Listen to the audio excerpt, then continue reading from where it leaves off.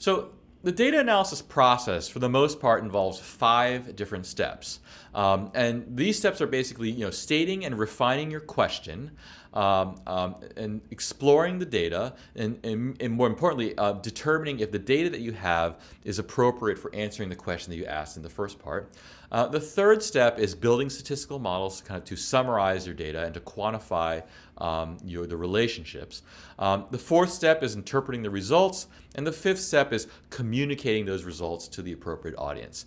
In each one of these 5 steps, you can imagine there's a little cycle that you can engage in, which involves setting expectations, collecting information, and matching those expectations to the data that you collect, and then revising your expectations based on what you've seen. And so what we're going to talk about in future lectures is how this little cycle, this 3-step cycle, applies to each one of the 5 stages of data analysis.